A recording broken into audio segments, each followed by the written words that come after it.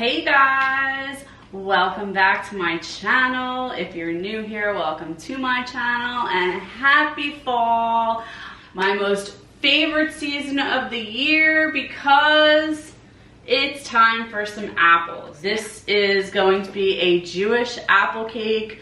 I've made it many years now. I use the same recipe. It's absolutely delicious, and I'm going to show you guys how I make it. So a lot of people have asked me, well, what's the difference between a Jewish apple cake and a regular apple cake? And the answer is pretty simple. Jewish apple cake is non-dairy. So instead of using butter or milk, we're going to use OJ. We're going to use eggs, we're going to use oil, and that's primarily the difference. So if you are intolerant to dairy or lactose, this is a great option for you. Also, it's Jewish apple cake, so if you are kosher, that means you can eat this with milk or meat, and you can have it as a dessert, especially at Rosh Hashanah. Most people have their brisket. We definitely had a great New Year. I hope you did too. If you celebrate, a happy and healthy to you and yours. We make this every year for Rosh Hashanah. We also make it in advance of Yom Kippur. And since today is the first day of fall, what better day than to make it for you guys? So come join me in the kitchen. We're gonna get these all peeled. We're gonna get them sliced, and I'll see you back. Okay, so our apples are all cut up, they're peeled off. I like a thinner slice rather than a thicker slice when I make this, because I really like to load this dish with apples. All right, so let's talk about our ingredients for a minute. So I'm gonna have some ground cinnamon. I'm gonna have some baking powder.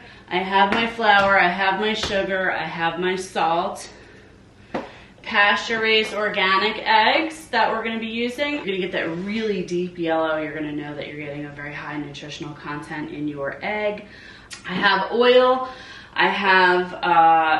I use the vanilla extract, the Madagascar vanilla extract. That's my preference. I know I've talked about Madagascar vanilla extract before when I made the overnight oats, which I will link up here for you. The orange juice is cold pressed. It's going to have some pulp, so I will strain it. This is going to be the key ingredient. If you don't have orange juice, you can supplement it with a different kind of juice, but it's going to turn the flavor of the cake a little differently. I was going to do one with the pineapple juice. You could probably use apple juice. This just gives it a little something special. And this is in lieu of milk, you'll use this. And then in lieu of butter, you'll use the oil. So those are my ingredients. Not a lot, pretty simple.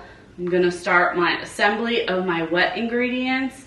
But before I do that, these babies are gonna wanna soak in some sugar to get nice and delicious. I am gonna take 3/4 cup of sugar, which is a lot of sugar. Now that we use monk fruit extract in the house, I have not opened this in quite some time. This is one of those recipes that if you're gonna supplement the sugar, it's gonna taste different. I was going to supplement a coconut sugar into this to get a little bit lower on the glycemic index so that my mother could have it, but the coconut sugar just gave it a different taste and it was kind of off, and I wasn't really feeling that. These apples are going to sit in this sugary delight while we get our batter prepared. And it's going to form a syrup at the bottom that we're going to use at the end of this. I want to start with my wet ingredients, and I am using my KitchenAid. I have one. You can just use regular batter beaters if you have those. To this, I'm going to combine my wet ingredients. What is that going to be? That's going to be my eggs. We're going to have 4 of those. I always do the eggs first. If there's a bad egg or a problem or you get shell in it, it's much easier to rectify. I have my beater attachment on my KitchenAid.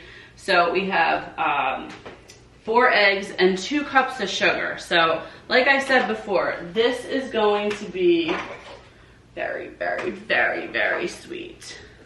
I'm gonna go a little under on it just because it's a lot of sugar. So the 3/4 cup of sugar went into the apples. The recipe calls for about 5 large apples. I like the Rome apples. They give it, I think, the best tasting apple cake. The sugar in the apples is perfect for this. If you use a tartar apple, the result is going to be different. It'll still be very good, but it will be very different. You want this to be a sweet cake. This is going to go into the mixer, and we're going to beat this until fluffy.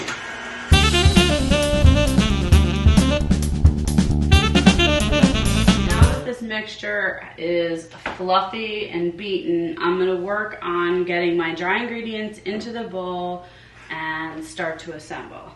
So I have 3 cups of all-purpose flour in my bowl. I haven't used almond flour yet in this recipe. I haven't been that daring. If you use almond flour to make this, let me know how that turns out for you below, because I am interested in doing that. I just don't have the nerve, or haven't worked up the nerve to do that yet. All right, so we are gonna go in with a teaspoon of the ground cinnamon. You certainly can grind your own cinnamon. Put a little on these apples too. So some people will put the cinnamon in the mix. Some people will put it directly on the apples. I like to do a little bit of both. I love cinnamon. If you're not that much of a fan, just put it on your apples. 1 tablespoon of baking powder. We're gonna go in with a teaspoon of salt. So I've combined my dry ingredients in this bowl here.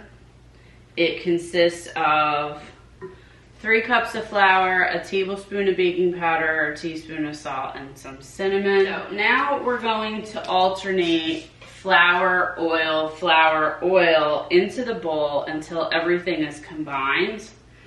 I'm gonna take off this beater and I'm gonna switch out to the paddle. So we're gonna do 1 cup of oil. The recipe calls for a vegetable oil. I'm using avocado. Avocado is a vegetable and can be used in replacement of vegetable oil. I know a lot of people have issues with the high level of fat that avocado has, but that's a good fat and I'm okay with that.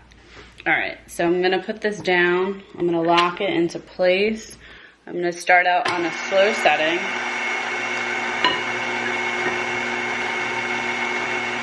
A little bit of flour mixture, a little bit of oil. And we're gonna repeat that a bunch of times.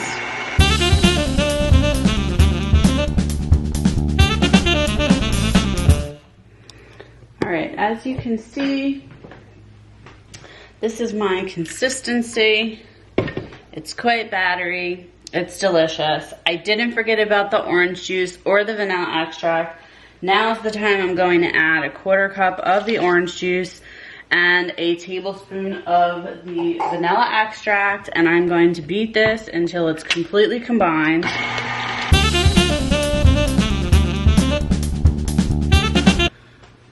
My batter is done. So, one of my most favorite things about making this is getting to drink the leftover orange juice, which is delicious. You don't really want to use the concentrate orange juice for this. I also get to use this, which this is the only thing I use it for. So it's exciting, and I haven't seen it in a while.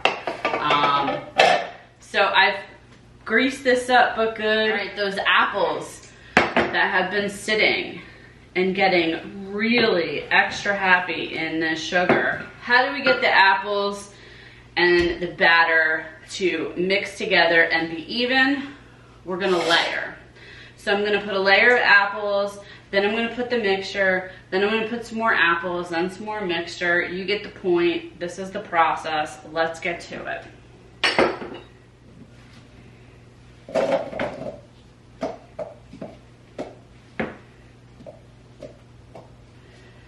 So I'm lining the bottom of my pan with the apples. So it's gonna look like that at the bottom. I'm gonna make sure that it's evenly lined. In goes some batter.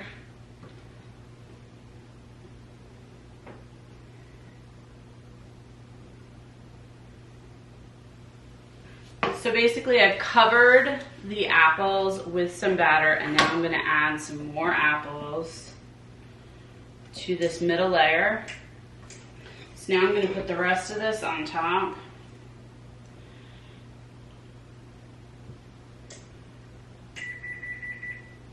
And that is my oven telling me it is ready at 350 degrees.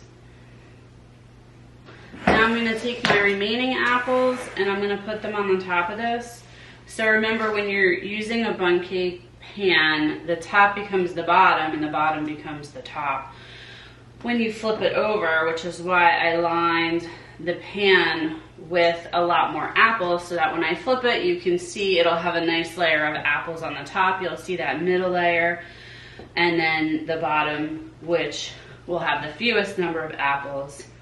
So this is going to go into a 350 degree oven for about 1 hour and 45 minutes. I will then take it out and let it cool. But this is pretty much what's going into the oven. I'm going to save the remnants of this bowl, and I'm going to glaze the apple cake later with it. Pretty simple, definitely delicious. I'll see you back here when it's time to cut into this baby. Let's give this a check. We're 1 hour in. That looks delicious. I'm gonna give it another 30 to 45 minutes, depending on your oven. Alrighty, we are 1 hour and a half. Look at that deliciousness. I'm gonna let that cool, and we'll take on a look at that. It's always good to have a helper in the kitchen. Oh, Take some stills. Oh, thank you. I didn't think of that. Okay, guys, it has baked for 1 hour and a half. It has cooled down. I'm going to take it out of this bundt pan, and we're gonna glaze it with the leftover syrupy, sugary, cinnamony from the apples on the top of this. Let's get started. I think this will come out in one piece.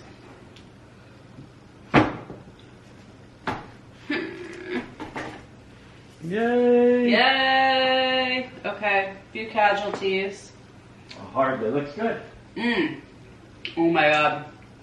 Amazing. Amazing. So, a few of the apples on the top didn't quite pop out. Joe has disappeared. So when I put the apples into the apple cake, some of that syrup came on the bottom with those apples, so it is a little bit coated. I'm just gonna brush on a little bit of this to glaze that. Put a little in the middle. I'm not going to use all of it. You can use all of it if you want. Thank you guys so much for joining me in the kitchen tonight. I hope you like this. Please don't forget to subscribe, click that bell, give it a thumbs up, and I'll see you next time.